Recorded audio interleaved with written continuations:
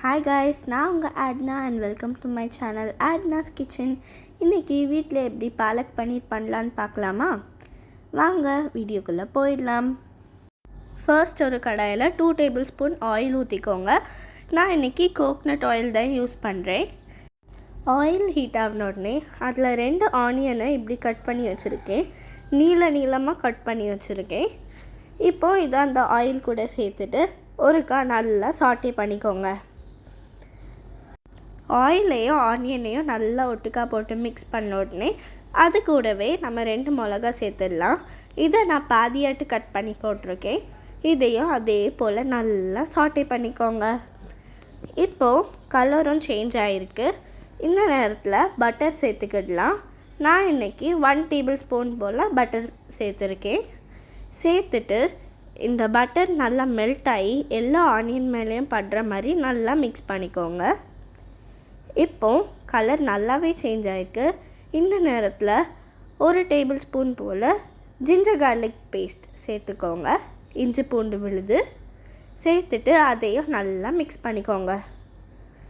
இப்போது இதில் நம்ம ஒரு பெரிய சைஸ் தக்காளி சேர்த்துடலாம்.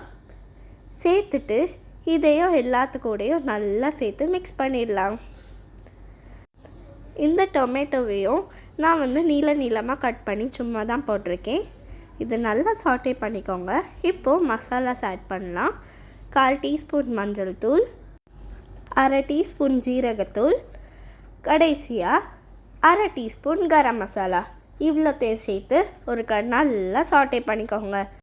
இந்த மாதிரி நல்லா கம்பைன் ஆன உடனே ஒரு மிக்சியில் போட்டு அரைச்சி எடுத்துக்கோங்க.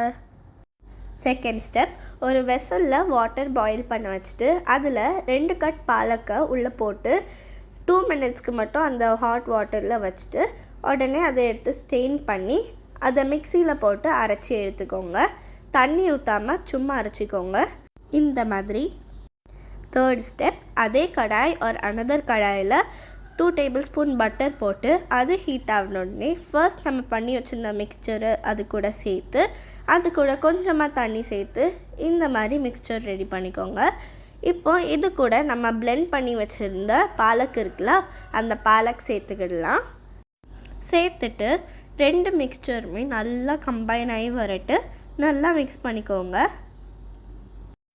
இப்போ ஒரு சின்ன டிப், கொஞ்சமாக வார்ம் வாட்டர் ரெடி பண்ணி வச்சுக்கோங்க.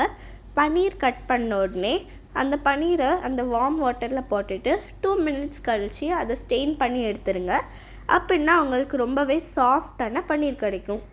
இப்போது இந்த மிக்சரில் நான் இன்றைக்கி 2 கப்ஸ் ஆஃப் பன்னீர் சேர்க்க போகிறேன். 2 கப்ஸ் பன்னீரையும் சேர்த்துட்டு நல்லா பொறுமையாக மிக்ஸ் பண்ணுங்கள். ஏன்னா பன்னீர் ரொம்ப சாஃப்டாக இருக்கும். ரொம்பவே ஈஸியாக வெறும் 3 மெத்தட்ஸில் இந்த பாலக் பன்னீர் ரெசிபி ரெடி ஆகிட்டு. உங்கள் வீட்டுக்கு ஏதாவது கெஸ்ட் வந்தாங்கன்னா நீங்கள் இந்த பாலக் பன்னீர் ரெசிபி கூட சப்பாத்தி போட்டு கொடுத்தீங்கன்னா ரொம்பவே டேஸ்டியாக இருக்கும். முடிஞ்சால் ட்ரை பண்ணி பார்த்துட்டு எப்படி இருந்துச்சுன்னு கமெண்ட்ஸில் சொல்லுங்கள். உங்களுக்கு இந்த ரெசிபி யூஸ்ஃபுல்லாக இருந்துச்சானும் கமெண்ட் பண்ணுங்கள். ஓகே, உங்களுக்கு இந்த வீடியோ பிடிச்சிருந்தா லைக் பண்ணுங்கள், ஷேர் பண்ணுங்கள், மறக்காமல் சப்ஸ்கிரைப் பண்ணிடுங்க. தேங்க்ஸ் ஃபார் வாட்சிங். பாய்.